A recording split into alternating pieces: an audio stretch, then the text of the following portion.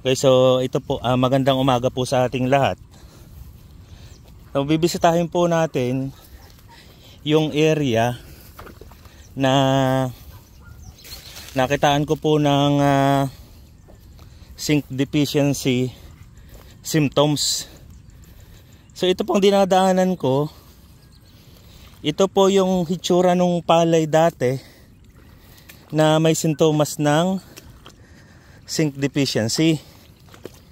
Bali, itong area ito kasi ibang may-ari nitong palayan. So syempre hindi namin siya pina-sprayan kasi nga ibang may-ari. Iba ang cooperator, ay hindi naman siya partner. Pero doon sa palayan na pina-sprayan ko, ipakita ko sa inyo yung hitsura after 2 weeks na ma-sprayan ng Yumi Zinc. Ayan. So yun yung product ay Yumi Zinc. So makikita talaga natin ang diferensya. So ito, palapit na ako. At ito yung palay na yon. Ayan. So yung mga parting lugar na malalim talaga, hindi pa rin siya makarecover. Pero dito sa lugar na mataas, ito yun, area na to. So mapapansin nyo, malago na siya. Unlike yung mga kasabay niya doon, kitang kita pa rin yung zinc deficiency. Pero dito, sa na-sprayan 2 weeks ago, ayan na, sobrang lapad na nung mga dahon. So kahit lapitan mo siya, mayroon pa ring symptoms ng zinc deficiency, pero yung matatandang dahon na lang. Yung mga bata, ayan na, clear na, malinis na. Tsaka mapapansin natin, sobrang nagsuwi na siya, ang dami. So ayan po, napakalago na ng palay. Lalo na po dito sa kabilang side. Ito ho kasi ay talagang inano natin, advice natin na alisan ng tubig. So makikita nyo yung mga area na lubhang tinamaan ng zinc deficient o zinc deficient area talaga, o yung laging may tubig. Medyo late ang pag-tiller niya, pero ganun pa man, humahabol na talaga.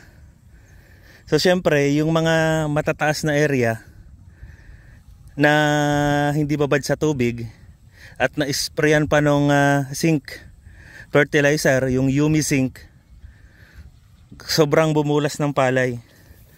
Ayan o, nakita natin o. Ayan, ganda. O, pakita ko ulit sa inyo yung kasabay na palayan na hindi na-sprayan ng Yumi Zinc. O magkasabay lang na itinanim. So ganito po ang hitsura niya. Ayan no. So makikita nyo, hirap talaga makarecover ang palay kumpara dito sa nalagyan ng Yumi Zinc. So mas green siya. Ayan. So bukod dun sa Yumi Zinc, actually ang nilagay talaga namin dito for trial is yung product na organic fertilizer namin na Vigor Max. So itong Vigor Max, complete na nutrition siya. So organic fertilizer, ito ang itsura niya. Ito rin kasi pinamimigay po ito ng government sa ibang mga region dun sa FDB. So nakasali po kasi, sumali tayo sa derby ng mga companies. So biofertilizer and ameliorant derby. So isa nga sa napansin ko habang lumalaki yung palay, tingin ko talaga may zinc deficiency yung lupa. So ang ginawa ko, nag-message kami sa DA kung pwedeng magpa-approve kami o aproban na mag-spray kami ng zinc fertilizer, which is nagkataon meron din naman ang company. At yun nga, after 2 weeks medyo nagulat din ako sa result na sobrang lumaki yung palay. Sa experience kasi namin, kahit anong daming lagay mo na abono sa palayan mo, kung hindi mo maitatama ang kakulangan sa zinc, hindi rin siya ganun ma-absorb ng palay yung mga abono mong nilagay. So sa ngayon po, nagpapa-spray kami nitong Vigor Max. Pasensya na sa tarpaulin, pero ito po ipapalitan namin para lang tanda namin yung area namin. Ito po ipapalitan namin ng magandang tarpaulin. So yan po, nagpapa-spray po kami ngayon ng Vigor Max. So eventually, pagdating ng time, pag-usapan natin ano ba itong Vigor Max na to.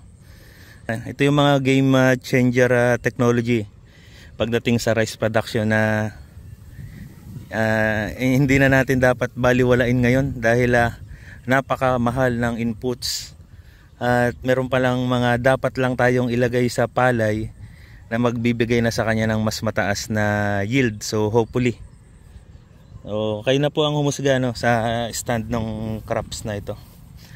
So mapapansin nyo, ito yung mga area talaga na sobrang tinamaan nun. Mapapansin natin,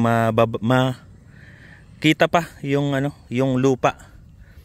So pero nakahabol siya kumpara dun sa hindi talaga tinamaan na ayan, malago talaga. Na-sprayan pa ng Umi-Zinc, sobrang lago.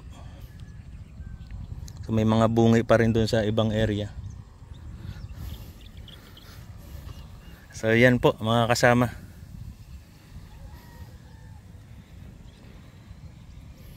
Grabe, ibang klase ang Umi-Zinc. Yun po kasi yung mga emerging problem sa lupa natin ngayon, yung zinc deficiency. So may mga area kasi ako na napupuntahan. Akala kasi nung ibang magsasaka natin, normal lang yung mabagal na paglaki ng palay, pero actually kakulangan sa nutrisyon. Ayan.